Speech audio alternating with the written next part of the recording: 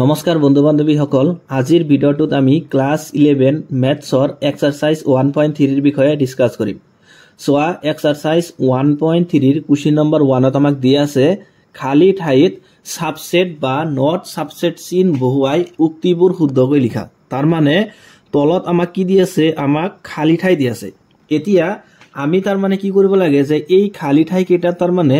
সাবসেটৰ চিহ্ন বহিব নে নট সাবসেটৰ চিহ্ন বহিব, যোনটো বহে তাৰ মানে হেতু বহাই আমি উক্তিবোৰ শুদ্ধকৈ লিখিব লাগে। সোয়া নাম্বাৰ 1 ত আমাক দিছে, ইয়াত এটা সংখ্যাটি দি আছে, সংখ্যাটিৰ মৌলক এটা দি আছে 2 3 4 আৰু ইয়াতে আন এটা সংখ্যাটি দি আছে আৰু এই সংখ্যাটিৰ মৌলক এটা দি আছে 1 2 3 4 5। এতিয়া তাৰ মানে আমি ক'ব লাগে যে এই দুটা সংখ্যাটিৰ মাজত কি চিহ্ন আহিব, ইয়াতে সাবসেট চিহ্ন আহিব নে নট সাবসেট চিহ্ন আহিব। গতিকে ইয়াৰ কাৰণে আমি কি কৰিম, আমি প্ৰথমতে এই সংখ্যাটিটোক তাৰ মানে a বুলি ধৰি লম আৰু এই সংখ্যাটিটোক আমি b বুলি ধৰি লম। গতিকে সোয়া যে নাম্বাৰ 1 ৰ সলিউশন, গতিকে আমি প্ৰথম সংখ্যাটিটোক a বুলি কনসিডাৰ কৰিম। ঠিক আছে, যে লেট যে ধৰা হল a, ঠিক আছে, a ইকুয়াল টু 2 3 and 4। ঠিক আছে, আৰু যে আন এটা সংখ্যাটিক আমি b বুলি ধৰিলাম। গতিকে b মানে হল 1 2 3 4 5 হয়নে। এই দুটা সংখ্যাটি আমাক দি আছে, আমি প্ৰথম সংখ্যাটিটোক a বুলি ধৰিছো আৰু দ্বিতীয় সংখ্যাটিটোক আমি b বুলি ধৰিছো ইয়াতে। ঠিক আছে, এতিয়া চোৱা তাৰ মানে সংখ্যাটি 1 যে সংখ্যাটি 1 আমি সংখ্যাটি b ৰ এটা উপ সংখ্যাটি বুলি কম বা সাবসেট বুলি কম। কেতিয়া কম, যদি সংখ্যাটি a ৰ প্ৰতিটো মৌল তাৰ মানে সংখ্যাটি b ত উপস্থিত থাকে। বুজিছানে, কথাটো আকবাৰ শুনিবা, যে যদি সংখ্যাটি a ৰ প্ৰতিটো মৌল ইচ এন্ড এভৰি তাৰ মানে কি এলিমেন্টস, ঠিক আছে, প্ৰত্যেকটো মৌল তাৰ মানে b সংখ্যাটি থাকিব লাগিব, তেতিয়া হলে আমি কম যে a সংখ্যাটিটো b ৰ এটা উপ সংখ্যাটি, অৰ্থাৎ a is a subset of b।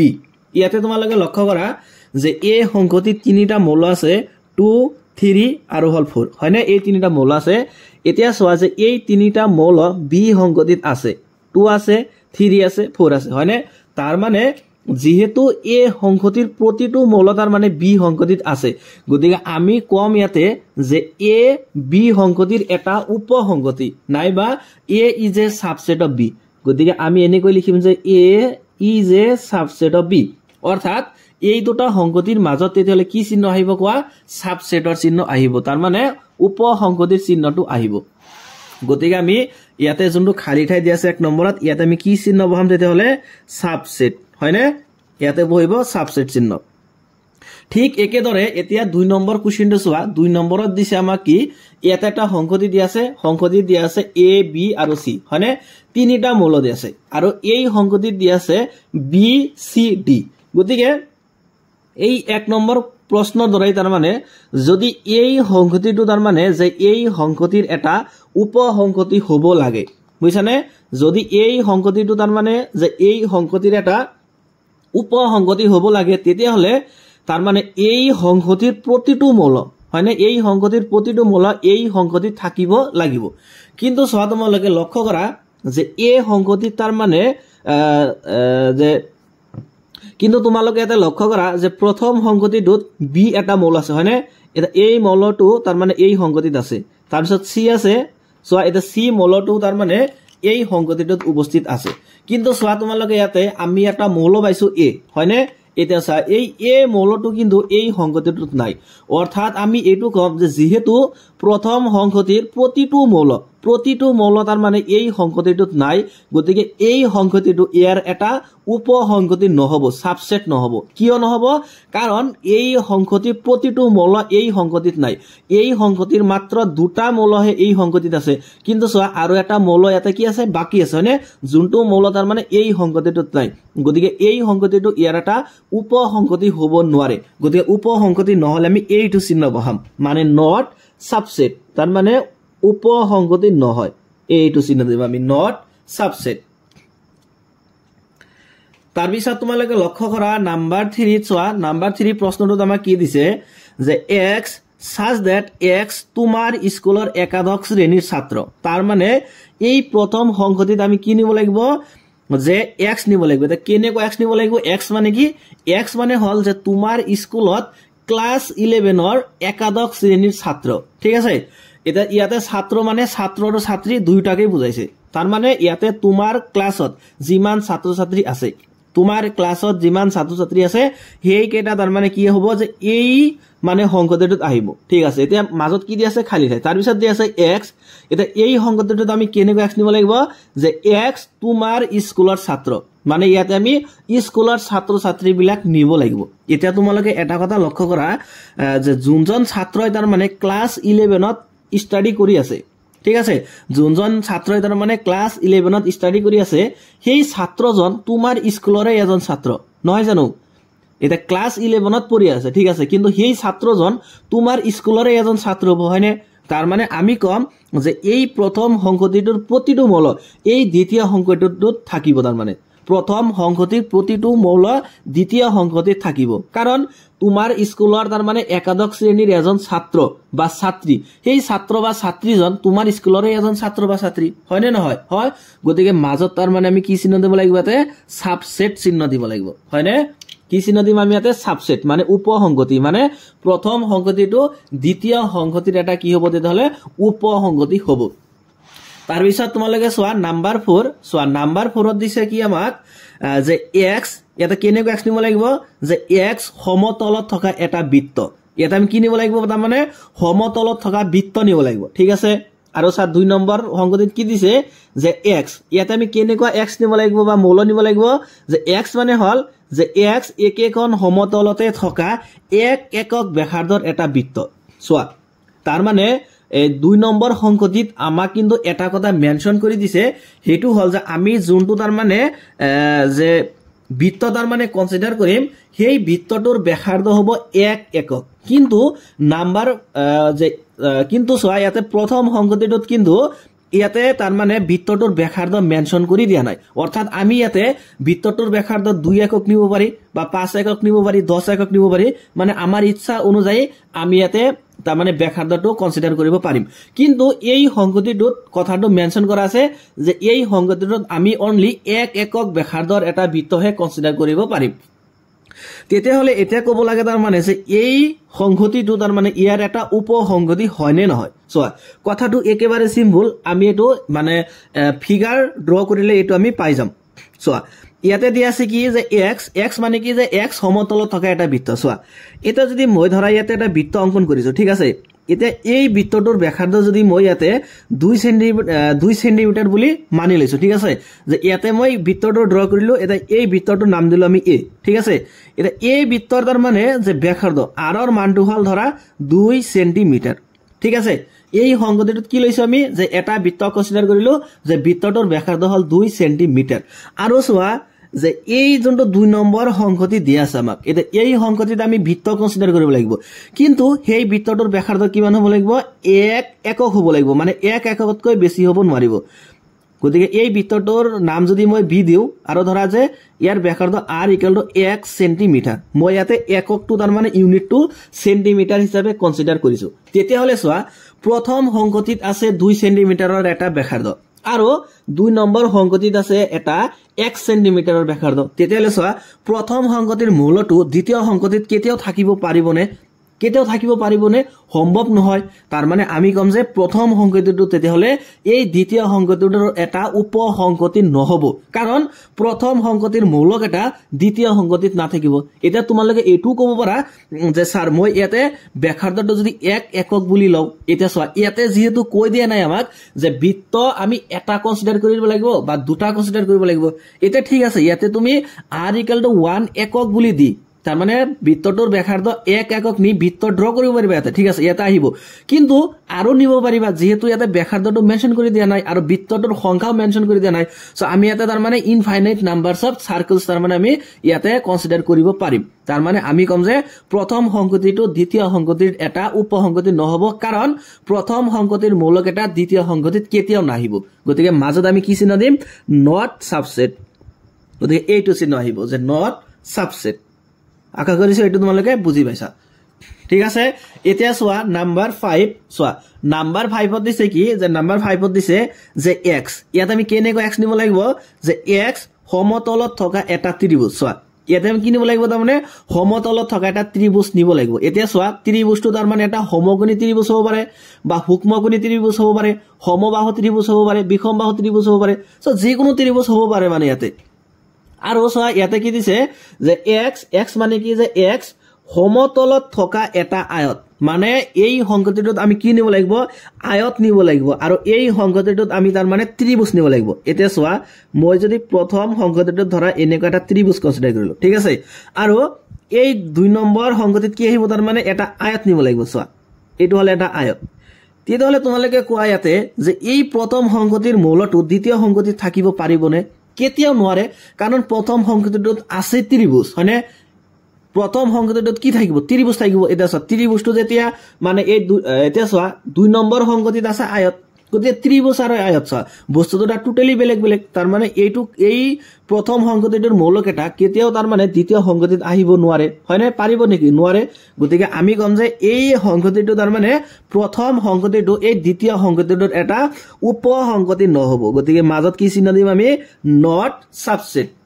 Not subset যেহেতু ত্ৰিভুজ আৰু আয়ত এই দুটা তাৰ মানে টোটালি বেলেগ বেলেগ সেই কাৰণে প্ৰথম সংকতিটো দ্বিতীয় সংকতিৰ এটা উপসংকতি হ'ব নোৱাৰে গতিকে মাজত আমি নট সাবসেট চিহ্নটো বহাই দিম তাৰ পিছত চোৱা তোমালোকে নাম্বাৰ 6 চোৱা নাম্বাৰ 6 ত আমাক দিছে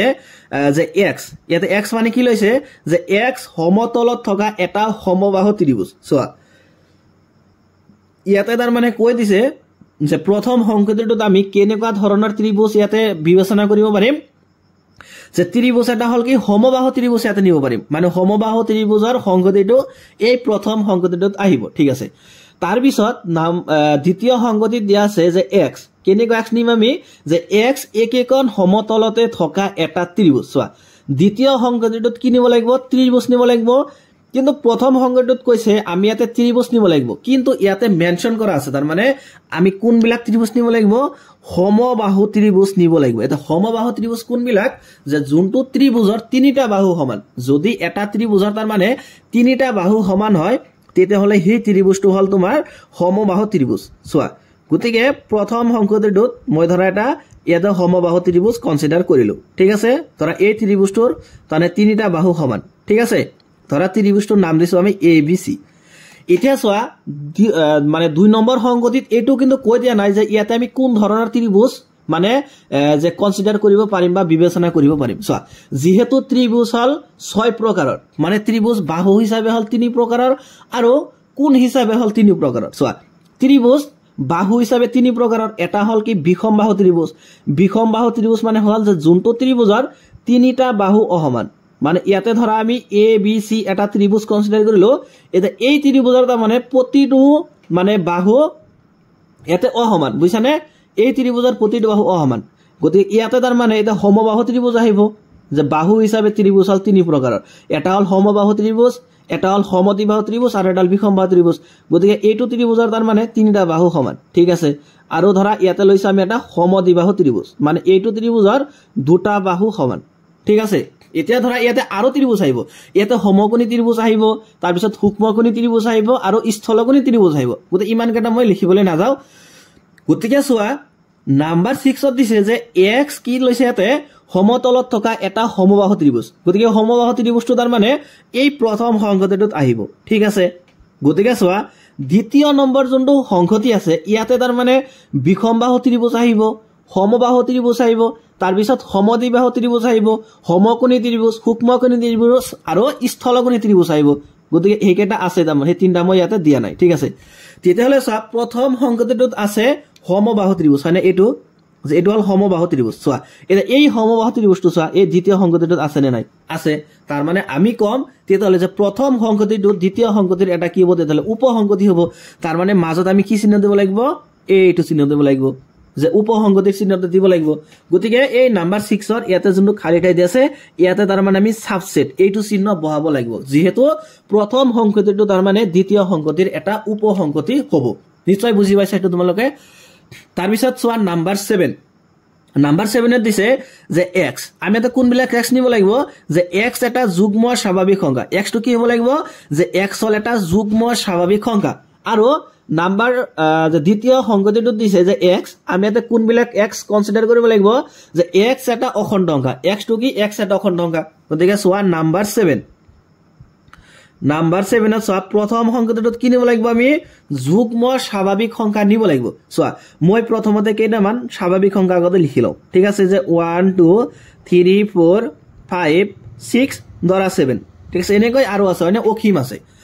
ইয়াতে কৈছে কি আমি ইয়াতে কোনবিলাক সংখ্যা নিব লাগিব তাৰ মানে যুগ্ম স্বাভাৱিক সংখ্যা গতিকে যুগ্ম সংখ্যা কোনবিলাক যদি এটা সংখ্যাক আমি 2 ৰে হৰণ কৰিব পাৰি অৰ্থাৎ যিবোৰ সংখ্যাক আমি 2 ৰে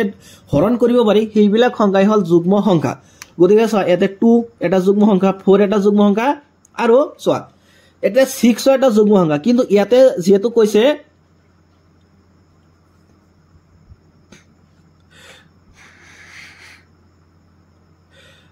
গতিকে সোয়া 2 এটা যুগ্ম সংখ্যা 4 এটা যুগ্ম সংখ্যা তাৰ পিছত 6 এটা যুগ্ম সংখ্যা হয়নে ইয়াৰ পিছত 8 আহিব 10 আহিব গতিকে এনেকুৱা বহুত আছে হয়নে গতিকে ইমান কেটা লিখাৰ আমাৰ দৰকাৰ নাই ঠিক আছে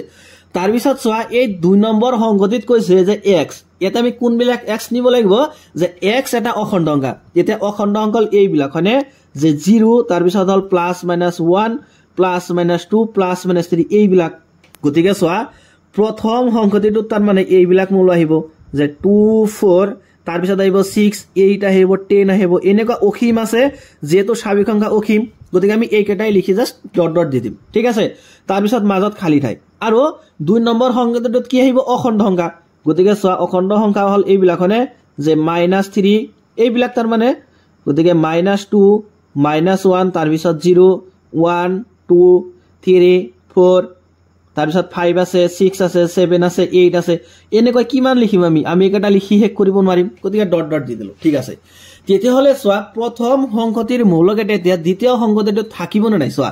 প্ৰথম সংগতিত 2 আছে এতিয়া ইয়াতেও 2 আছে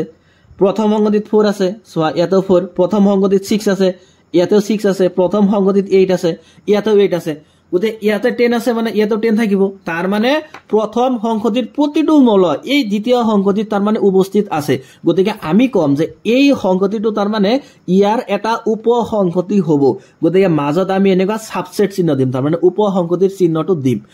গতিকে নাম্বাৰ 7 ৰ যোনটো খালি ঠাই আমাক দি আছে যে x such that x এটা যুগ্ম স্বাভাৱিক সংখ্যা মাজত যোনটো খালি ঠাই দি আছে ইয়াতে কি চিহ্ন আহিব তেহলে সাবসেটৰ চিহ্ন আহিব তাৰ মানে উপসংগতিৰ চিহ্ন আহিব কাৰণ প্ৰতিটো স্বাভাৱিক সংখ্যাই এটা অখণ্ড সংখ্যা হয় গতিকে মাজত এইটো চিহ্ন আহিব গতিকে এইটো হল কোশ্চেন নম্বৰ 1 ৰ নাম্বাৰ 7 ৰ সমাধান চোৱা এতিয়া আছে কোশ্চেন নম্বৰ এতিয়া চা কোশ্চেন নম্বৰ 2 ত আমাক কি দিছে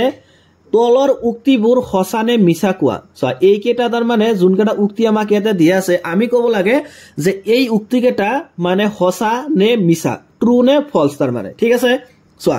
নাম্বাৰ 1 ত দিছে তাৰ মানে যে a, b হয়নে এটো এটা সংগতি আৰু মাজত দিছে নট সাবসেট দিয়া আছে b c a গতিকে সোয়া প্ৰথম সংগতিটো তাৰ মানে দ্বিতীয় সংগতিৰ মানে উপসংগতি হ'বনে নাই হেতু আমি চেক কৰিলে আনসাৰটো পাই যাম সোয়া যেহেতু প্ৰথম সংগতিত দুটা মূল আছে হয়নে দুটা মূল এটা হল a আনটো হল b এতিয়া এই দুটা মানে এই সংগতিটোৰ এই দুটা মূল যদি এই সংগতিটো থাকে তেতিয়াহলে আমি কম যে এই সংগতিটো ইয়াৰ এটা উপসংগতি হ'ব ঠিক আছে সো প্ৰথম সংগতিটোত a আৰু b আছে সো দ্বিতীয় সংগতিটো তাৰ মানে কি আছে যে a আৰু b আছে তাৰ মানে আমি এটো কম যে এই সংগতিটো ইয়াৰ এটা উপসংগতি হ'ব অৰ্থাৎ মাজত তাৰ মানে এইটো চিহ্ন থাকিব লাগিছিল যে a, b যেহেতু সাবসেট হৈছে গতে এইটো চিহ্ন থাকিব লাগিছিল কিন্তু সোয়া আমাৰ মানে প্ৰশ্নত দি আছে কি নট সাবসেট গতিকে হ'ব লাগিছিল এইটো কিন্তু ইয়াতে দি আছে নট সাবসেট তাৰ মানে আমি কম যে নাম্বাৰ 1 টো তেতে হলে কোৱা সঁচা নে মিছা হ'ব এইটো তাৰ মানে এটা মিছা স্টেটমেন্ট ইয়াতে আমাক দি আছে আসলতে হ'ব লাগিছিল এইটো গতিকে আমি কম কি যে নাম্বাৰ 1 টো মিছা গতে মই ইয়াতে লিখি দিছো ফলস বুলি তোমালোকে লিখি লবা ফলস গতিকে নাম্বাৰ 1 টো কি হ'ব ফলস হ'ব ঠিক আছে তাৰ পিছত সোয়া নাম্বাৰ 2 দি আছে যে a, e তাৰ পিছত দি আছে সাবসেট ঠিক আছে এতে দি আছে কি স্টেটমেন্টটো দি আছে x such that x ইংৰাজী বৰ্ণমালাৰ এটা স্বৰবৰ্ণ মানে ইয়াত আমি কি নব লাগিব ইয়াতে তাৰ মানে ইংৰাজী বৰ্ণমালাৰ যোনকেটা স্বৰবৰ্ণ আছে হেইকেটা তাৰ মানে আমি ইয়াতে কনসিডাৰ কৰিব লাগিব সোয়া তেতিয়া হলে এই সংগতিটোত আছে কি যে a, e ঠিক আছে এইকেইটা লিখিলো তাৰ পিছত চোৱা ইংৰাজী বৰ্ণমালাত স্বৰবৰ্ণ কেইটা আছে অৰ্থাৎ ভাৱেলছ কেইটা আছে আমি জানো যে ইংৰাজী বৰ্ণমালাৰ ভাৱেলছ হল 5টা হয়নে কি আছে এটা হল এ এটা ই তাৰ পিছত আছে আই ও তাৰ পিছত হল ইউ অৰ্থাৎ দ্বিতীয় সংগতিটো তাৰ মানে এই কেইটা মৌল আহিব যে এ ই আই ও ইউ ঠিক আছে তেতিয়া হলে চোৱা এতিয়া যেহেতু প্ৰথম সংগতিৰ প্ৰতিটো মৌল আছে অৰ্থাৎ এ আৰু বি ই এই দুটা মৌল তাৰ মানে এই সংগতিটোত আছে হয়নে আছে নে নাই চোৱা আছে তাৰ মানে আমি কম যে এই সংগতিটো ইয়াৰ এটা কি হ'ব তেতিয়া হলে উপসংগতি হ'ব গতিকে মাজত কি চিহ্ন থাকিব লাগিব সাবসেট চিহ্ন থাকিব লাগিব এটা সব প্রশ্নত কি চিহ্ন আছে সাবসেট চিহ্ন আছে তার মানে নাম্বার 2 এটু তেতিয়া হলে কি হ'ব ট্রু হ'ব হয়নে সঁচা হ'ব তার মানে গতিকে আমি লিখিম কি যে নাম্বার 2 ট্রু ট্রু মানে কি ট্রু মানে হল সঁচা গতিকে 2 নম্বৰ প্ৰশ্নটো তাৰ মানে সঁচা হ'ব তাৰ পিছত চোৱা নাম্বার 3 এটা নাম্বার 3 দিয়া আছে যে 1 2 3 ঠিক আছে এটো এটা সংগতি দিয়া আছে সংগতিৰ মৌল হল 3টা যে 1 2 আৰু হল 3 সাবসেট দিয়া আছে 1 3 5 তাৰ মানে কৈছে যে প্ৰথম সংগতিটো এই দ্বিতীয় সংগতিৰ এটা উপসংগতি হ'ব গতিকে আমি এটো পৰীক্ষা কৰি চাম যে উপসংগতি হয় নে নহয় চোৱা প্ৰথম সংগতিৰ মৌল আছে 3টা 1 2 3 গতিকে প্ৰথম সংগতিৰ দুটা মৌল যে 1 আৰু 3 চোৱা এই দুটা মৌল তাৰ মানে দ্বিতীয় সংগতিটোত আছে ঠিক আছে কিন্তু চোৱা প্ৰথম সংগতিৰ এটা মৌল 2 এই 2 মৌল তাৰ মানে এই মৌলটো দ্বিতীয় সংগতিত আছে নে নাই তাৰ মানে প্ৰথম সংগতিৰ প্ৰতিটো মৌল দ্বিতীয় সংগতিত নাই গতিকে প্ৰথম সংগতিটো দ্বিতীয় সংগতিৰ এটা উপসংগতি থাকিব হ'ব নোৱাৰে গতিকে একচুয়ালি স্টেটমেন্টটো এনেকুৱা হ'ব লাগিছিল যে হ'ব লাগিছিল এনেকুৱা যে 1 2 3 মাজত এনেকুৱা নট সাবসেট চিহ্ন থাকিব লাগিছিল হয়নে কাৰণ প্ৰথম সংগতিৰ প্ৰতিটো মৌল যেহেতু দ্বিতীয় সংগতিটোত নাই গতিকে প্ৰথম সংগতিটো দ্বিতীয় সংগতিৰ এটা উপসংগতি হ'ব নোৱাৰে আসলতে চিহ্ন থাকিব লাগিছিল এইটো কিন্তু দিয়াছে কোনটো দিয়াছে সাবসেট তাৰ মানে যোনটো কি আছে তেতিয়াহলে এই স্টেটমেন্টটো তাৰ মানে মিছা হ'ব মানে 3 নম্বৰটো তেতিয়াহলে কি হ'ব মিছা হ'ব গতিকে মই ইয়াতে লিখি দিছো তোমালোকে লিখি লবা ঠিক আছে নাম্বার 3 টো হ'ব কি ফলস ফলস মানে কি মিছা তাৰ পিছত চোৱা নাম্বার 4 ত দিছে ইয়াতে এটা সংগতি দি আছে এ হয়নে ইয়াতে এটা সংগতি দি আছে সংগতিৰ মৌলটো দি আছে এ তাৰ মানে এটো হলে এটা কি এক মৌল সংগতি মানে সিঙ্গলটন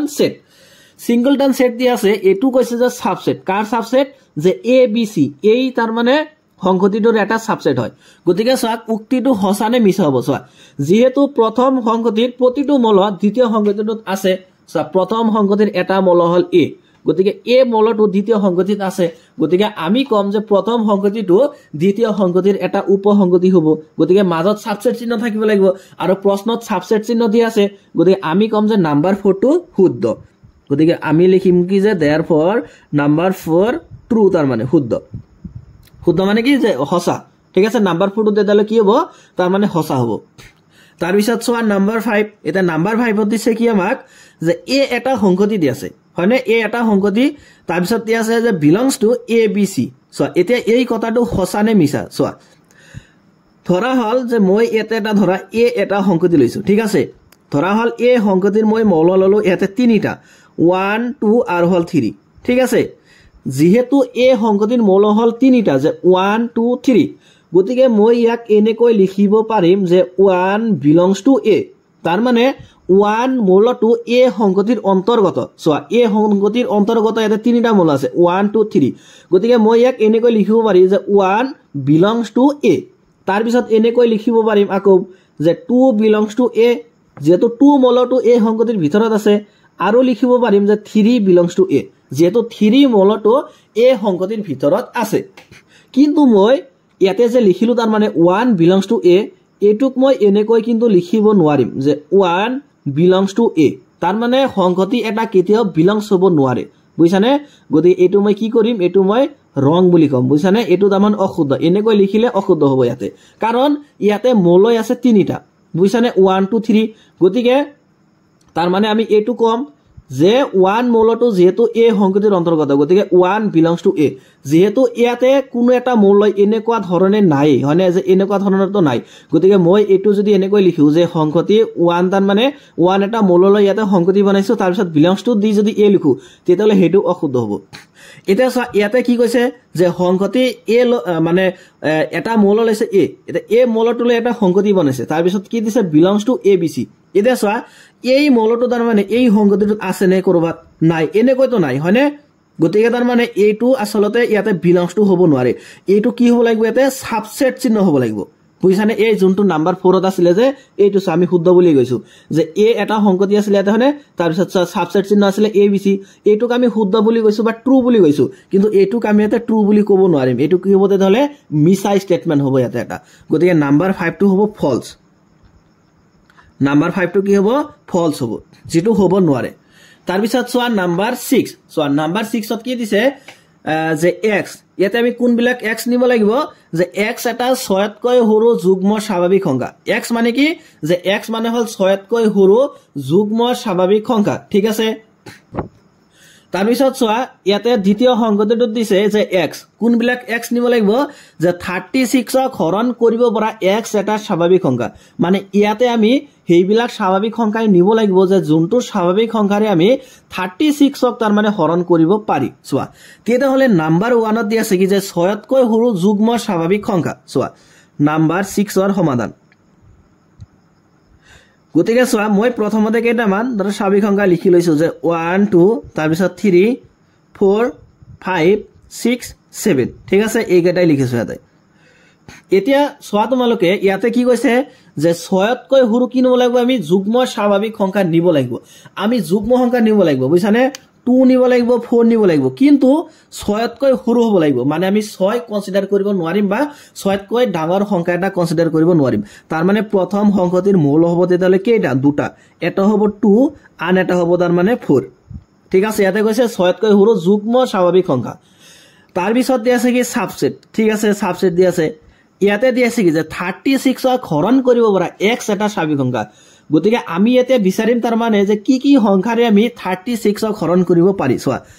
আমি 36 ক 1 ৰে হৰণ কৰিব পাৰিম তাৰ পিছত 2 ৰে ডিভাইড দিব পাৰিম হয়নে তাৰ পিছত 3 ৰে দিব পাৰিম 4 ৰে দিব পাৰিম 5 ৰে নোৱাৰিম তাৰ পিছত 6 ৰে পাৰিম 7 ৰে নোৱাৰিম 8 ৰে নোৱাৰিম 9 ৰে পাৰিম তাৰ পিছত 10 ৰে নোৱাৰিম 11 নহব তাৰ পিছত 12 হ'ব মানে 12 হ'ব তাৰ পিছত 18 হ'ব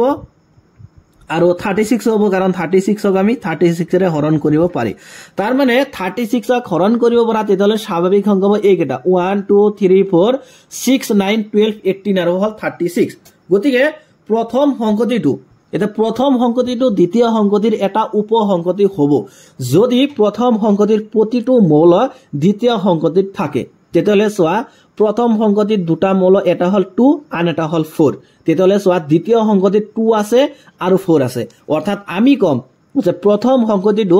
দ্বিতীয় সংখ্যাটিৰ এটা উপ সংখ্যাটি হ'ব গতিকে মাজত কি চিহ্ন থাকিব লাগিব সাবসেটৰ চিহ্ন থাকিব লাগিব এটা চোৱা প্ৰশ্নত কি দি আছে আমাক প্ৰশ্নত সাবসেটৰ চিহ্ন দি আছে তাৰ মানে 6 নম্বৰ যোনটো স্টেটমেন্ট দি আছে যোনটো উক্তি দি আছে তাৰ মানে এই উক্তিটো তেতিয়ালে কি হ'ব সঁচা হ'ব গতিকে আমি লিখিম কি যে therefore নাম্বাৰ 6 ট্ৰু গতিকে নাম্বাৰ 6 টো কি হ'ব সঁচা হ'ব এতিয়া চোৱা নাম্বাৰ 3 চোৱা নাম্বাৰ 3 ত আমাক দিয়া আছে যে ধৰা হল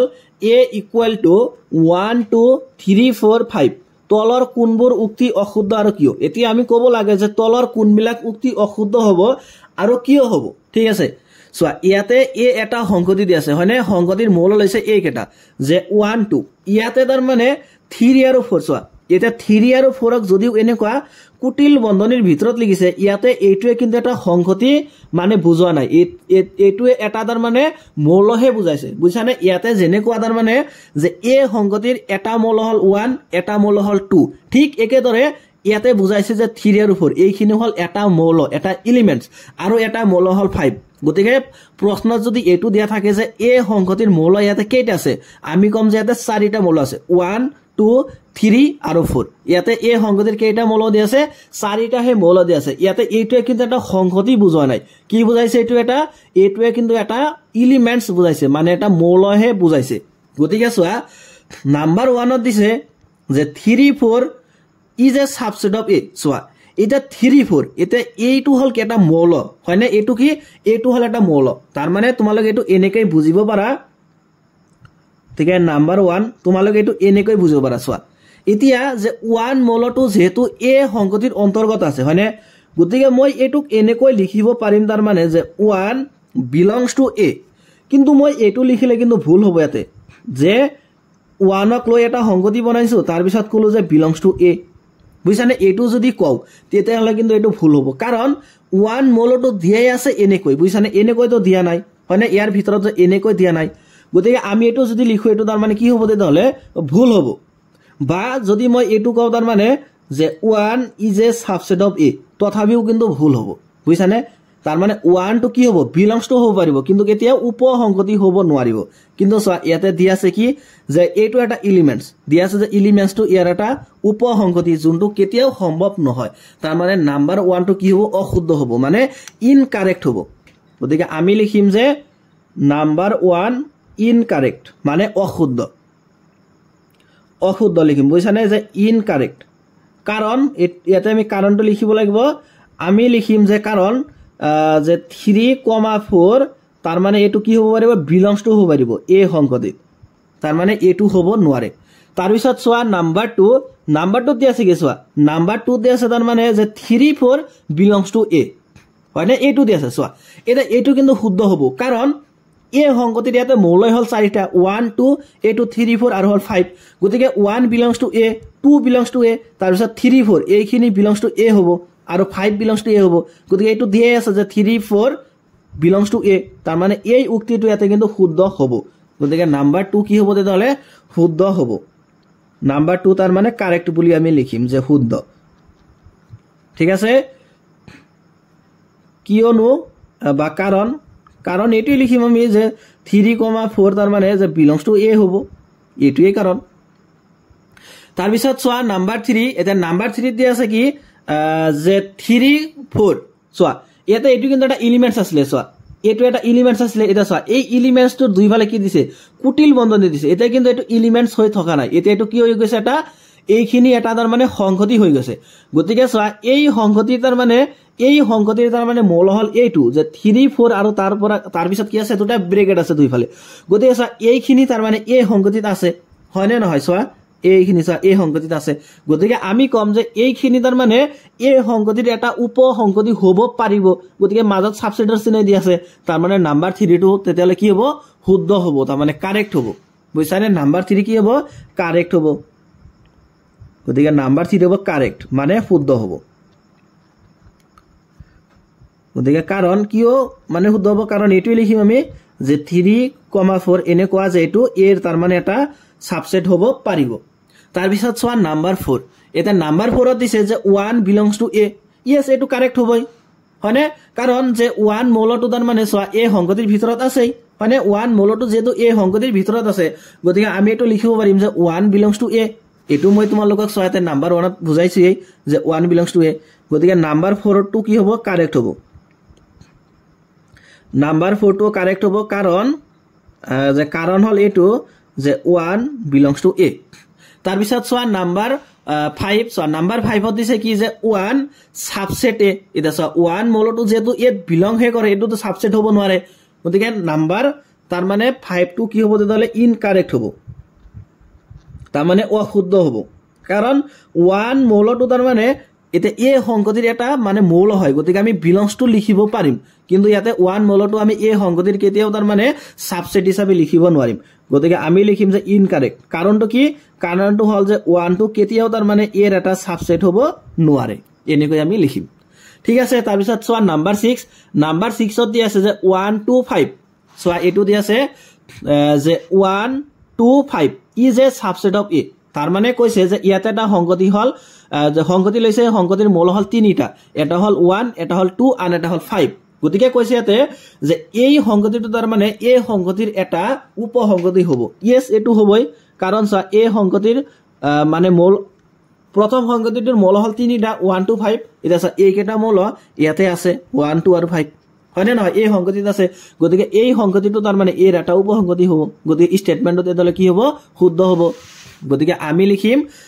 যে নাম্বাৰ 6 আমি লিখিম কাৰেক্ট হয়নে এটো শুদ্ধ হ'ব কাৰণটো কি কাৰণ হল যে 1 2 5 হয়নে এটো সাবসেট হ'ব কাৰ এৰ ঠিক আছে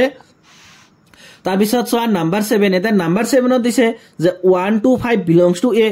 এটা এইটো তো কেতে হ'ব নোৱাৰে হয়নে কাৰণ 1 to 5 এটো belongs to a হ'বই নোৱাৰে এটো কি হ'ব পাৰে সো এটো নাম্বাৰ 6ত আমি দেখিলুৱে যে এটো সাবসেট হ'ব পাৰিব এটো কেতে belongs to হ'ব নোৱাৰিব গতিকে নাম্বাৰ 7 টো তাৰ মানে ইনকাৰেক্ট হ'ব গতিকে নাম্বাৰ 7 টো কি হ'ব ইনকাৰেক্ট কাৰণটো কি কাৰণটো লিখিম আমি এইটো যে কাৰণ যে 1 to 5 ঠিক আছে এইটো তাৰ মানে এৰ এটা কি হ'ব পাৰিব সাবসেট হ'ব পাৰিব কিন্তু এইটো কেতিয়াও হ'ব নোৱাৰে বুজিছানে যে 1 to 5 belongs to a ইয়াতে লিখিম আমি হ'ব নোৱাৰে সেই কাৰণে এইটো স্টেটমেন্ট তাৰ মানে অশুদ্ধ হৈছে ঠিক আছে তাৰ পিছত চোৱা নাম্বাৰ 8 এটা নাম্বাৰ 8 ত দিছে যে 1 to 3 is a subset of a এতিয়া চোৱা যে 1 to 3 চোৱা তোমালোকে ইয়াতে যে 1 2 3 তাৰ মানে ইয়াতে বুজাইছে যে এই সংখ্যাটিৰ প্ৰতিটো মূল এই সংখ্যাটিত আছে এতিয়া চোৱা 1 আছে 2 আছে ঠিক আছে এই দুটা চোৱা বেলেগ বেলেগকৈ আছে কিন্তু চোৱা ইয়াতে দিছে 3 এটা মূল কিন্তু চোৱা এই সংখ্যাটি 3 এটা মূল নাই এনেকৈ আছে নেকি যে 1 2 3 4 এনেকুৱা তো নাই ইয়াতে চোৱা 3 আৰু 4 আছে কিন্তু এই দুটা মিলি হল এটা মূল আৰু ইয়াতে ব্ৰেকেটও দি আছে তাৰ মানে এই সংখ্যাটিৰ প্ৰতিটো মূল ইয়াতে থাকিবই নোৱাৰে হয়নে অৰ্থাৎ নাই গতি ইয়াতে তাৰ মানে কি সাবসেটৰ চিহ্ন আহিবই নোৱাৰে কি চিহ্ন আহিব লাগিব ইয়াতে নট সাবসেট আহিব লাগিব কিন্তু দিছে সাবসেট তাৰ মানে এই স্টেটমেন্টত এটালে কি আছে ইনকাৰেক্ট আছে অৰ্থাৎ অশুদ্ধ আছে গতিকে আমি এটো লিখিম যে নাম্বাৰ 8 ত যে নাম্বাৰ 8 সোয়া নাম্বাৰ 8 ত আমি লিখিম যে ইনকাৰেক্ট বুলি লিখিম আমি ইনকাৰেক্ট কাৰণটো কি কাৰণটো হল যে 1 2 3 ঠিক আছে এটো কেতিয়াও এৰ এটা সাবসেট হ'ব নোৱাৰিব ঠিক আছে মই এটা এই সংখ্যাটো আকবাৰ লিখি লৈছো 1 2 তাৰ পিছত আছে 3 4 আৰু আছে 5 ঠিক আছে তাৰ পিছত সোয়া নাম্বাৰ 9 এটা নাম্বাৰ 9 ত আছে কি আমাক যে 5 belongs to a তাৰ মানে কৈছে যে 5 টো হল a সংখ্যাটিৰ এটা মৌল সোয়া এই সংখ্যাটিত 5 আছে নে নাই কাৰণ এই সংখ্যাটিৰ মৌল আছে এটা 4টা 1 আছে 2 আছে 3 4 এখিনি আছে আৰু 5 আছে গতিকে যেহেতু প্ৰথম সংখ্যাটিত যে a সংখ্যাটিত তাৰ মানে 5 এটা মৌল নাই গতিকে আমি 5 belongs to a এই কথাটো আমি লিখিব নোৱাৰিম এটো সম্ভৱই নহয় গতিকে নাম্বাৰ 9 টো লিখি আমি কি ইনকাৰেক্ট ঠিক আছে এটো অশুদ্ধ কাৰণটো হল যে 5 does not belongs to a তাৰ মানে 5 টো কেতিয়াও a থাকিব নোৱাৰে সেই কাৰণে এটো কি অশুদ্ধ হৈছে কিন্তু প্ৰশ্নত দিয়া আছে কি প্ৰশ্নত দিয়া আছে যে 5 belongs to a তাৰ পিছত সোয়া নাম্বাৰ 10 ত দিছে যে 5 is a subset of a দিছে ইয়াতে যে 5 টো হল a সংখ্যাটিৰ এটা উপসংখ্যাটি yes এটো কাৰেক্ট হ'ব কাৰণ আমি জানো যে 5 টো হল প্ৰতিটো সংখ্যাটিৰ এটা উপসংখ্যাটি 5 টো প্ৰত্যেকটো সংখ্যাটিৰ এটা উপসংখ্যাটি মানে আমি যিকোনো এটা সংখ্যাটি কনসিডাৰ নকৰো কিয় প্ৰতিটো সংখ্যাটিৰে 5 হল এটা কি উপসংখ্যাটি আৰু এটো আমি এক্সারসাইজ 1.3 এর ইন্ট্রোডাকশনত মই তোমালোকক এটো বুজাইছো কিন্তু ধুনিয়াকে যে 5 টো এটা 5 হল যিকোনো এটা সংখ্যাটিৰ উপসংখ্যাটি গতিকে নাম্বাৰ 10 টো তাৰ মানে শুদ্ধ হ'ব কাৰেক্ট গতিকে নাম্বাৰ 10 টো কি হ'ব যে কাৰেক্ট হ'ব কাৰণ আমি লিখিম যে 5 belongs to a belongs to no sorry subset a যে 5 is a subset of a তাৰ পিছত সোয়া নাম্বাৰ 11 ত দিয়া আছে আমাক যে 5 সোয়া ইয়াতে দিছে 5 এটা সংখ্যাটি হয়নে is a subset of a এটা সোয়া গতিকে এই সংখ্যাটিটো যদি 5 আছে মানে এই সংখ্যাটিটো 5 আছে কিন্তু এই সংখ্যাটিত সোয়া কৰবাত 5 আছে নে নাই তাৰ মানে এই সংখ্যাটিৰ প্ৰতিটো মূলত তেতিয়ালে এই সংখ্যাটিটোত নাই গতিকে ইয়াতে সাবসেট হ'ব নোৱাৰে মানে এই সংখ্যাটিৰ এটা সাবসেট হ'ব নোৱাৰে গতিকে মাজত থাকিব লাগিছিল নট সাবসেট কিন্তু দিয়া আছে সাবসেট তাৰ মানে এটো কি হ'ব ইনকাৰেক্ট হ'ব গতিকে আমি লিখিম যে ইনকাৰেক্ট কাৰণটো কি কাৰণটো ইয়াতে দিয়া আছে যে কাৰণ হল যে 5 belongs to sorry যে সাবসেট a হ'ব নোৱাৰে এটো তাৰ মানে কেতিয়াও হ'ব নোৱাৰে বুঝছা না সেই কাৰণে এটো কি হ'ব ইনকাৰেক্ট হ'ব ঠিক আছে তাৰ পিছত সোয়া নাম্বাৰ 4 ত আমাক দিয়া আছে কি যে তলৰ সংখ্যাটিবোৰৰ প্ৰতিটোৰে যে উপসংখ্যাটিবোৰ লিখা সোয়া ইয়াতে কি দিয়া আছে আমাক ইয়াতে 4টা তাৰ মানে সংখ্যাটি দিয়া আছে এতিয়া আমি এই কেটা সংখ্যাটিৰ তাৰ মানে কি লিখিব লাগে উপসংখ্যাটিবোৰ লিখিব লাগে গতিকে একেবাৰে ইজি আছে এটা গতিকে সোয়া যিকোনো এটা সংখ্যাটিৰ তাৰ মানে উপসংখ্যাটি কেনেকৈ উলিয়াব পাৰি মই তোমালোকক এইখিনি এক্সাৰসাইজ 1.3 এৰ ইন্ট্ৰোডাকশন ভিডিও দেখাইছো গতিকে তোমালোকে যদি চোৱা নাই 1.3 ইন্ট্ৰোডাকশনৰ ভিডিওটো যদি চোৱা নাই কাইন্ডলি এবাৰ চাই লবা চোৱা গতিকে আমি কি কৰিব লাগে এতিয়া যে এই সংহতিৰ উপসংহতিবোৰ লিখিব লাগে হয়নে গতিকে মই প্ৰথমতে ধৰা সংহতিৰ এটা নাম দিলো যে let a equal to hall a2 ঠিক আছে এটা আমি কি লিখিব লাগে যে therefore যে এর উপসংহতিবোৰ হ'ব উপসংহতি লিখিব লাগে ঠিক আছে যে উপসংহতি বোৰ হ'ব চোৱা উপসংহতিবোৰ কি কি হ'ব চোৱা যেহেতু ফাই হল এটা যিকোনো সংহতিৰে উপসংহতি গতিকে প্ৰথম মলটোতো ফাই আহিবই বুজিছানে ফাইটোতো দিবই লাগিব ঠিক আছে যেহেতু ফাই হল প্ৰতিটো সংহতিৰে এটা কি উপসংহতি তাৰ পিছত চোৱা যিকোনো এটা সংহতি নিজে নিজৰ উপসংহতি গতিকে ইয়াতে উপসংহতিৰ সংখ্যা হ'ব কেইটা তেতিয়াহলে দুটা হ'ব কেইটা হ'ব ইয়াতে দুটা হ'ব কাৰণ ফাইটো হল প্ৰতিটো সংহতিৰ এটা উপসংহতি গতিকে প্ৰথমে ফাই লিখিম তাৰ পিছত যেহেতু প্ৰতিটো সংহতি নিজে নিজৰ উপসংহতি গতিকে নাম্বাৰ 1 ৰ কাৰণে উপসংহতিৰ সংখ্যা হ'ব এই দুটা ঠিক আছে তাৰ পিছত চোৱা নাম্বাৰ 2 এতিয়া নাম্বাৰ 2 দিয়া আছে কি যে let গতিকে এই সংহতিটোৰ আমি নাম দিলেও ধৰা যে a গতিকে এই সংহতি দিয়া আছে কি যে a, b সো therefore যে এর ঠিক আছে যে এর যে উপসংহতিবোৰ হ'ব ঠিক আছে যে উপসংহতিবোৰ চোৱা কি কি হ'ব প্ৰথমে আমি কি লিখিম প্ৰথমতে লিখিম আমি ফাই যেহেতু ফাই হল প্ৰতিটো সংহতিৰে এটা উপসংহতি গতিকে প্ৰথমে আহিব ফাই তাৰ পিছত যে যেহেতু প্ৰতিটো সংহতি নিজে নিজৰ উপসংহতি গতিকে ইয়াতে আহিব তাৰ মানে যে a, b হয়নে এটো এটা আহিব তাৰ পিছত যে আমি কি কৰিম তাৰ মানে ইয়াতে যেহেতু চোৱা দুটা মৌল আছে হয়নে গতিকে আমি এটা মৌল লৈ তাৰ মানে এটাকৈ সংহতি ইয়াতে গঠন কৰিম গতিকে a এটা মৌল লৈ এটা সংহতি গঠন কৰিলো আৰু ইয়াতে b এটা মৌল লৈ এটা সংহতি আমি গঠন কৰিলো গতিকে a সংহতি a,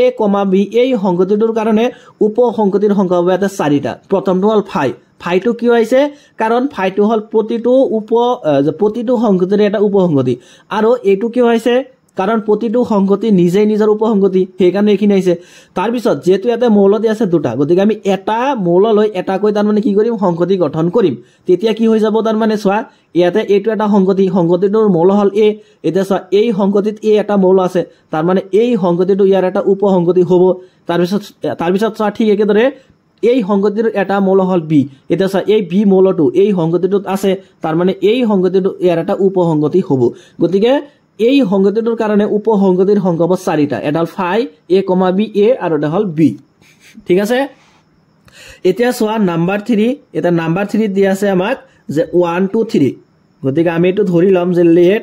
ধৰা হল যে a equal to তাৰ মানে 1 2 তাৰ পিছত হল 3 ঠিক আছে so therefore তাৰ মানে যে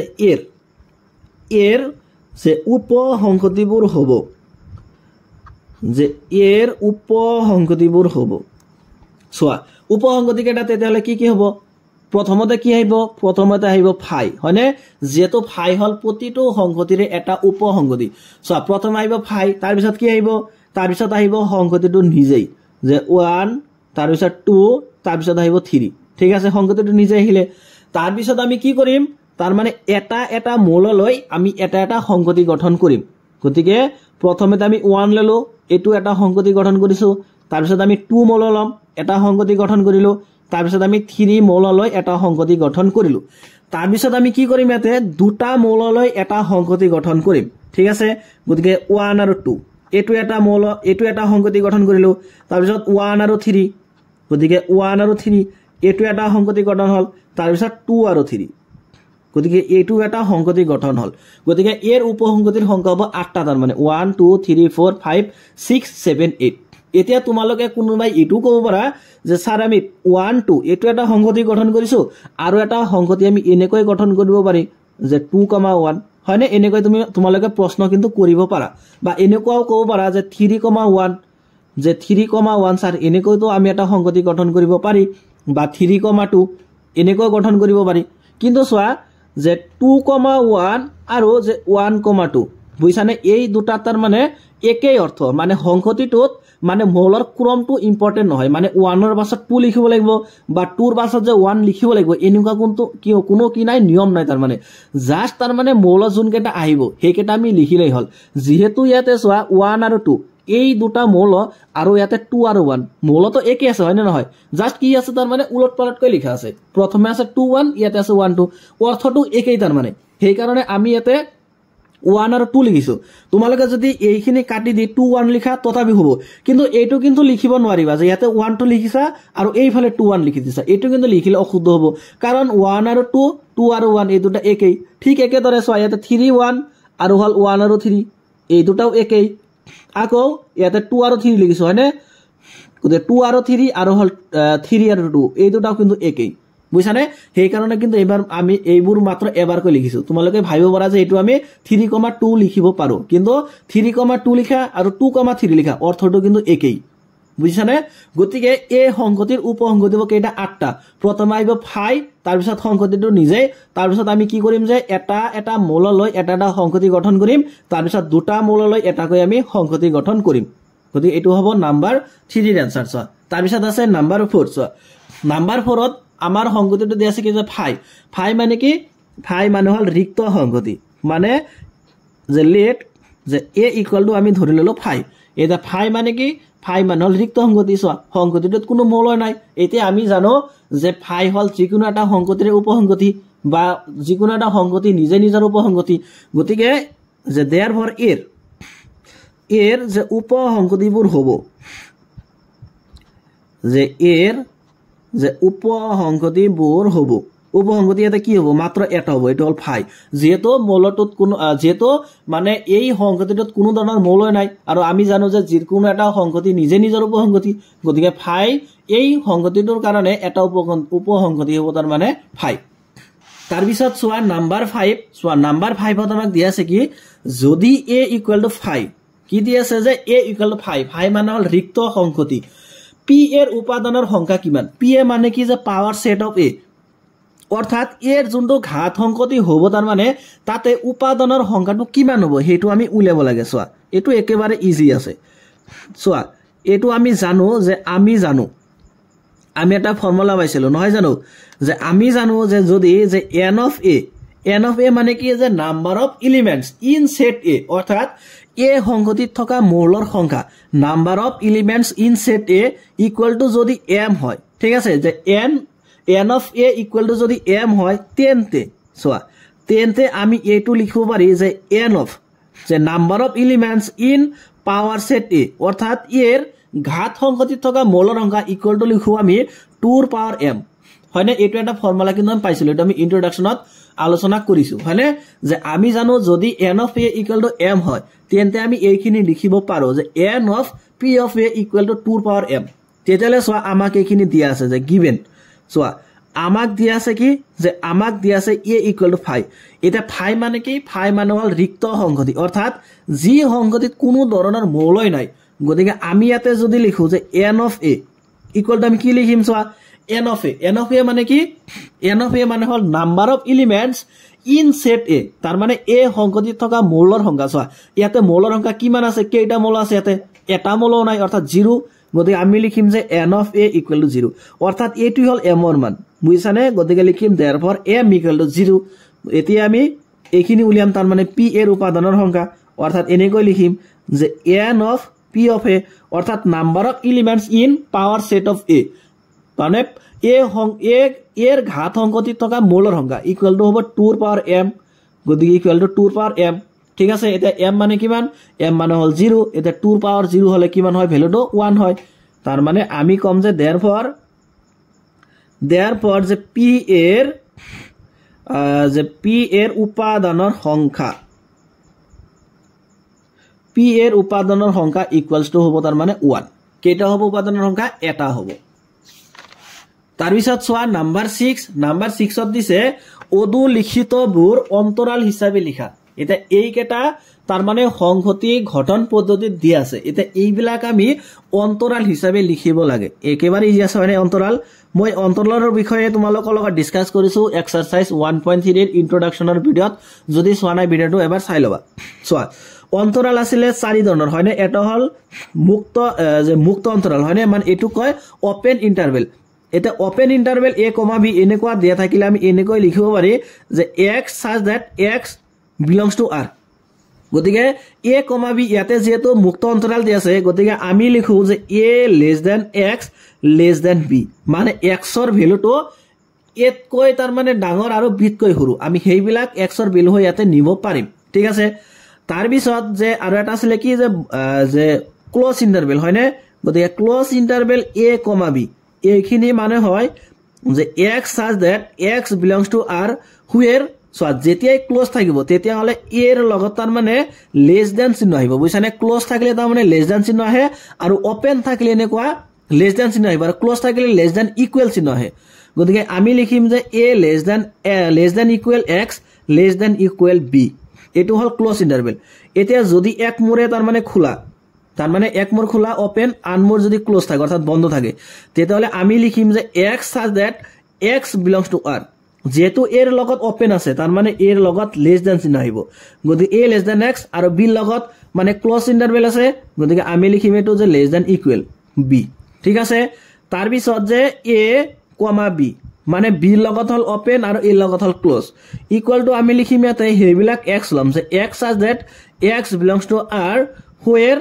যে a less than equal to x less than b গতিকে আমি এইখিনি লিখিম ঠিক আছে তেতিয়াহলে সোয়া নাম্বার 1 ত দিয়া আছে যে x such that x belongs to r where -4 less than x less than equal to 6 তেতিয়াহলে সোয়া এইটো স্টেটমেন্ট মানে কোনটোৰ লগত মিলিছে সোয়া বা এই সংহতি গঠন পদ্ধতিত যোনটো সংহতি দিয়া আছে এটো কোনটো অন্তৰৰ লগত মিলিছে সোয়াচোন -4 less than x less than equal to 6 সোয়া এইটো লগত মিলিব তাৰ মানে সোয়া যে এৰ মান হল -4 আৰু b এর মান হল 6 যে -4 less than x less than equal to 6 তাৰ মানে এইখিনি মানে হ'ব a2 যে m ৰে হ'ব ওপেন আন মোৰ হ'ব তাৰ মানে ক্লোজ অৰ্থাৎ আমি এটুক এনেকৈ লিখিম তাৰ মানে নাম্বার 1 ত যে x such that যে x belongs to r -4 less than x less than equal to 6 তাৰ মানে ইকুয়াল আমি এনেকৈ লিখিম যে -4 তাৰ পিছত কমা হ'ব 6 -4, 6 6 এৰ লগত ক্লোজ আৰু -4 এৰ লগত হল ওপেন এনেকুৱা হ'ব তাৰ পিছত সোয়া নাম্বার 2 এটা সোয়া নাম্বার 2 কি দি আছে x such that যে x belongs to r -12 less than x less than -10 সোয়া তেতিয়াহলে কি দি আছে তে লেস দ্যান আৰু লেস দ্যান দি আছে তাৰ মানে এই নাম্বাৰ 1 এৰ লগত মিলিব ইয়াতে a এৰ মান দি আছে -12 আৰু b এর মান দি আছে -10 গতিকে এটো a মানে নাম্বার 1 এটো লগত মিলিব তাৰ মানে ওপেন ইন্টাৰভেল a, b গতিকে আমি লিখিম তাৰ মানে কি যে x such that যে x belongs to r গতিকে -12 less than x less than -10 গতিকে ইকুয়াল টু তাৰ মানে লিখিম এৰ এৰ মান হল -12 আৰু b এৰ মান হল -10 গতিকে আৰু কি হয় এটো ওপেন ইন্টাৰভেল গতিকে দুই মুৰে আমি এনেকুৱা ব্ৰেকেট দিম ঠিক আছে তাৰ পিছত সোয়া নাম্বার 3 নাম্বার 3 দি আছে x such that যে x belongs to r 0 less than equal to x less than 7 গতিকে সোয়া less than equal আছে প্ৰথমে হয়নে less than equal এইটো লগত মিলিছে এইটো লগত ইয়াতে a এর মানটো হল 0 আৰু b এৰ মানটো হল 7 গতিকে এৰ লগত মিলি যাব মানে প্ৰথমে আহিব ক্লোজ ইন্টাৰভেল তাৰ পিছত আহিব ওপেন ইন্টাৰভেল গতিকে আমি লিখিম এনে ধৰে যে x such that যে x belongs to r 0 less than equal to x less than 7 এইখিনি মানে হ'ব এটো হ'ব হয়নে এ মোৰে হ'ব ক্লোজ তাৰ মানে গতিকে এৰ মান হল ইয়াতে 0 গতিকে 0, 7 আৰু এইফালে হল ওপেন তাৰ পিছত সোয়া নাম্বার 4 ত আমাক দিয়া আছে কি যে x such that x belongs to r 3 less than equal to x less than equal to 4 3 less than equal to x less than equal to 4 গতিকে সোয়া এইটো লগত মিলিছে সোয়া এর মানটো হল 3 আৰু b এৰ মানটো হল 4 গতিকে এতে তাৰ মানে কি হ'ব ক্লোজ ইন্টারভেল a, b হ'ব গতিকে আমাক দিয়া আছে এটো যে x such that যে x belongs to r where 3 less than equal to x less than equal to 4 তাৰ মানে ইকুয়াল টু হ'ব 3, 4 আৰু এটো ক্লোজ হ'ব ক্লোজ ইন্টাৰভেল হ'ব ঠিক আছে তাৰ পিছত চোৱা নাম্বাৰ 7 এটা নাম্বাৰ 7ত দি আছে কি যে তলৰ অন্তৰালবোৰ সংহতি ঘটন পদ্ধতিত লিখা চোৱা আগতে তাৰ মানে ইয়াৰ উলটা দি আছিল আমি এটো উলিয়াব লগা হৈছিল এতিয়া তাৰ মানে এইখিনি দি আছে এতিয়া এইখিনি তাৰ মানে এই সংহতি ঘটন পদ্ধতিত আমি লিখিব লাগে যে -3,0 মানে কি হ'ব গতি একেবাৰে ইজি আছে এটো হয়নে গতিকে -3,0 এইখিনি দি আছে ওপেন ইন্টারভেল গতি ইকুয়াল টু আমি লিখিম তাৰ মানে যে x such that যে x belongs to r তাৰ পিছত লিখিম যে -3 less than x less than 0 তাৰ মানে এই সব প্ৰথম এক নম্বৰটো তাৰ মানে ইয়াৰ একৰ লগত মিলিছে এটো -3,0 দিয়া আছে না ওপেন ইন্টাৰভেল গতি এইখিনি হ'ব এৰ মান হল -3 আৰু b ৰ মান হল 0 ইয়াতে বহাই দিম হৈ যাব গতিকে ইয়াতে হেইটোই কৰিছো তাৰ পিছত চোৱা এটো হল নাম্বাৰ 1 তাৰ পিছত দি আছে নাম্বাৰ 2 দি আছে ক্লোজ ইন্টারভেল হয়নে ক্লোজ ইন্টারভেল দি আছে 6,12 গতিকে ইকুয়াল টু আমি লিখিম যে x such that the x belongs to r where আমি লিখিম যে 6 less than equal to x less than equal to লিখিম আমি 12 হয়নে যেটো ক্লোজ ইন্টারভেল থাকিলে less than equal চিহ্ন আহে তাৰ পিছত আছে নাম্বাৰ 3 গতিকে নাম্বাৰ 3 দি আছে 6 লগত দি আছে ওপেন আৰু 12 ৰ লগত দি আছে ক্লোজ গতিকে x such that x belongs to r 6 লগত কি দি আছে ক্লোজ দি আছে সরি ওপেন দি আছে গতি ওপেন থাকিলে লেস দ্যান চিহ্ন আহে গতিকে 6 less than x less than equal হ'ব 12 ৰ লগত ক্লোজ দি আছে গতিকে এইখিনি হ'ব তাৰ পিছত নাম্বাৰ 4 ত দি আছে সোৱা -23,5 গতিকে নাম্বাৰ 4 ত দি আছে এইখিনি যে -23,5 যত -23 ৰ লগত দি আছে ওপেন সৰি ক্লোজ আৰু 5 ৰ লগত দি আছে ওপেন গতিকে আমি লিখিম যে x such that যে x belongs to r তাৰ পিছত লিখিম যে -23 less than equal to x less than হ'ব 5 গতিকে এইখিনি হ'ব তাৰ পিছত সোৱা নাম্বাৰ 8 এটা নাম্বাৰ 8 ত দিছে কি যে তলৰ প্ৰতিটোৰে বাবে সৰ্বজনীন সংহতি হিচাপে কোনবোৰ সংহতি লবা এটা কি দিছে যে তলৰ প্ৰতিটোৰে বাবে সৰ্বজনীন সংহতি হিচাপে কোনবোৰ সংহতি লবা ঠিক আছে গতি সৰ্বজনীন সংহতি মানে কি সৰ্বজনীন সংহতি মানে হল এনেকুৱা এটা সংহতি যে আমি যিকোনো এটা সংহতি কনসিডাৰ নকৰো কিয় যে সেই সংহতিৰ প্ৰতিটো মূল তাৰ মানে সৰ্বজনীন সংহতিটো থাকিব ইয়াতে যেটো দি আছে সোৱা নাম্বাৰ 1 ত যে সমকোণী ত্ৰিভুজৰ সংহতি আৰু নাম্বাৰ 2 দিছে সমদ্বিবাহু ত্ৰিভুজৰ সংহতি মানে নাম্বাৰ 1 তো সমকোণী ত্ৰিভুজ দি আছে নাম্বাৰ 2 দি আছে সমদ্বিবাহু ত্ৰিভুজ গতিকে সোৱা দুইটাতে কিহৰ কথা কৈছে ইয়াতে ত্ৰিভুজৰ কথাই কৈছে মানে গতিকে আমি তাৰ মানে নাম্বাৰ 1 আৰু 2 ৰ কাৰণে সকলো ত্ৰিভুজৰ সংহতি আমি ইয়াতে কনসিডাৰ কৰিব পাৰিম কাৰণ আমি যেতিয়া ত্ৰিভুজৰ সংহতিটো লম সোৱা ত্ৰিভুজ বাহু হিচাপে হল তিনি প্ৰকাৰৰ এটা বাহু হিচাপে হল তিনি প্ৰকাৰ এটা হল সমবাহু ত্ৰিভুজ এটা হল বিষমবাহু ত্ৰিভুজ আৰু এটা হল সমদ্বিবাহু ত্ৰিভুজ আৰু কোণ হিচাপে ত্ৰিভুজ হল তিনি প্ৰকাৰৰ এটা হল সমকোণী ত্ৰিভুজ এটা হল সূক্ষ্মকোণী ত্ৰিভুজ আৰু এটা হল স্থলকোণী ত্ৰিভুজ গতিকে তাৰ মানে নাম্বাৰ 1 আৰু নাম্বাৰ 2 এই দুটা সংহতিৰ প্ৰতিটো মূল তাৰ মানে তেতিয়াহলে ত্ৰিভুজৰ সংহতি তাতে আহি যাব অৰ্থাৎ এই দুটা সংহতিৰ কাৰণে আমি সকলো ত্ৰিভুজৰ সংহতিটোক এটা সৰ্বজনীন সংহতি হিচাপে কনসিডাৰ কৰিব পাৰো গতিকে সলিউশনত আমি এটো লিখিম যে নাম্বাৰ 1 আৰু 2 ৰ বাবে যে নাম্বাৰ 1 আৰু যে 2 ৰ বাবে যে সৰ্বজনীন সংহতি হিচাপে এনেকৈ লিখিম আমি যে সৰ্বজনীন সংহতি হিচাপে ঠিক আছে যে সৰ্বজনীন সংহতি হিচাপে যে সকলো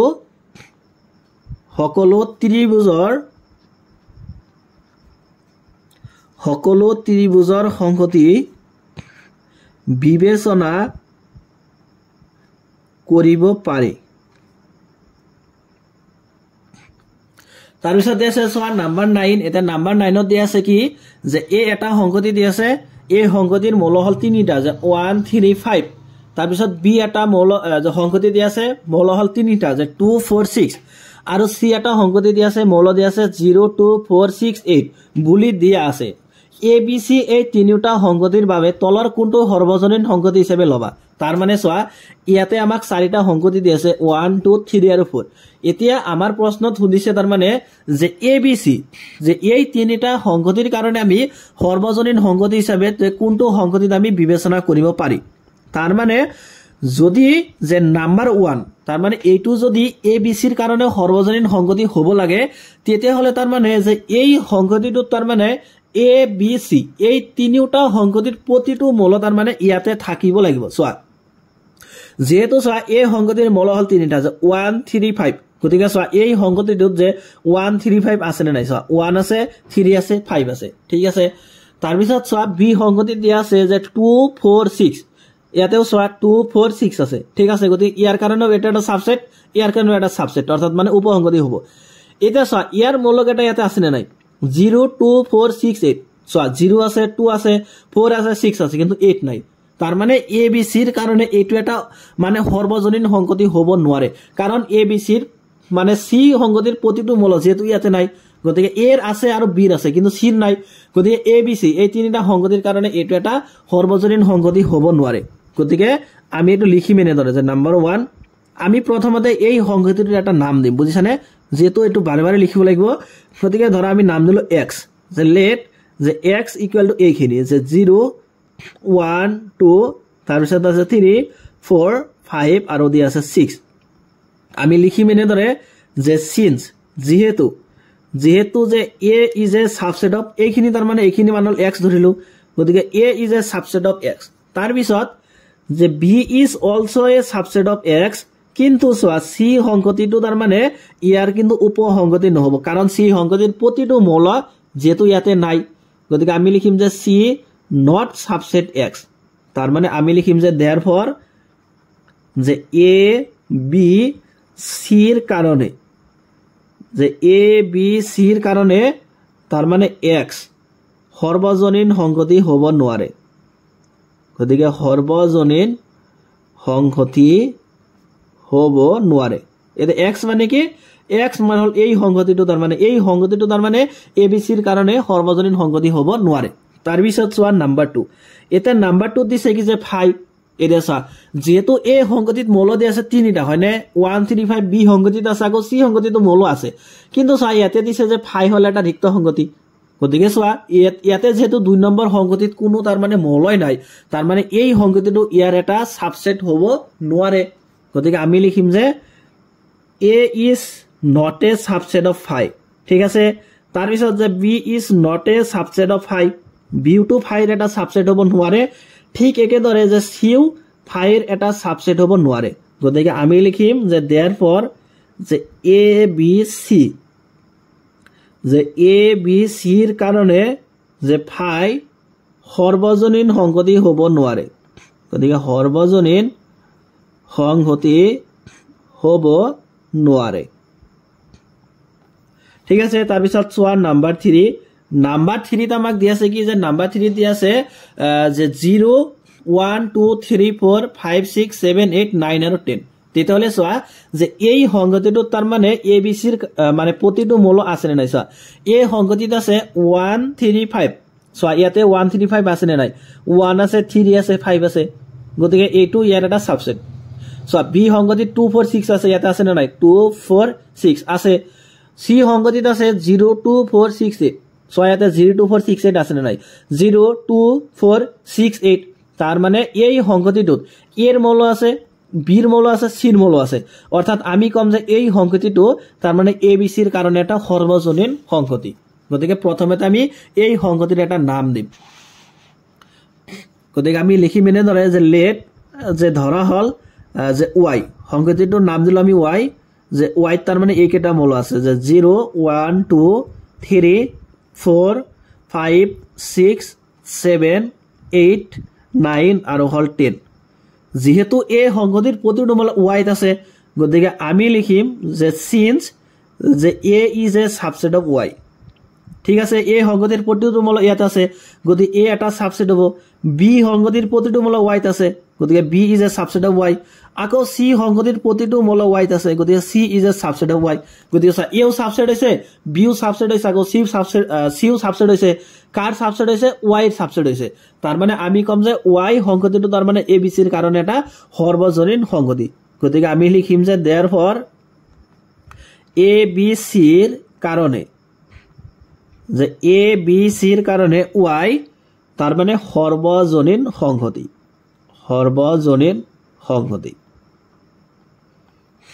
তার পিছত চোৱা নাম্বাৰ 4 এটা নাম্বাৰ 4 দি আছে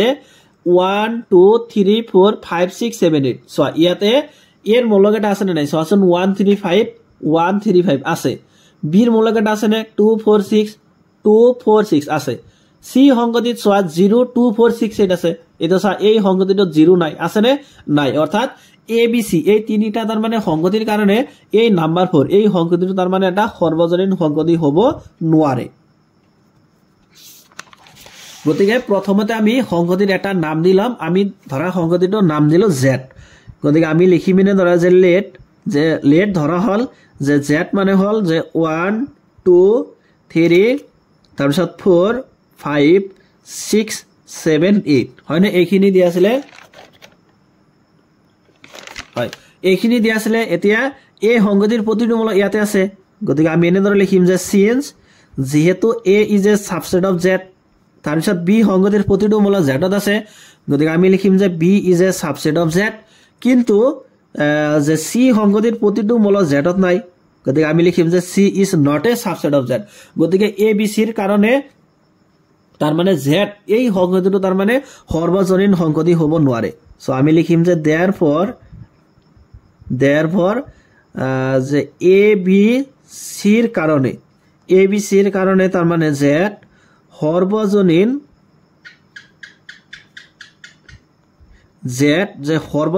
সংগতি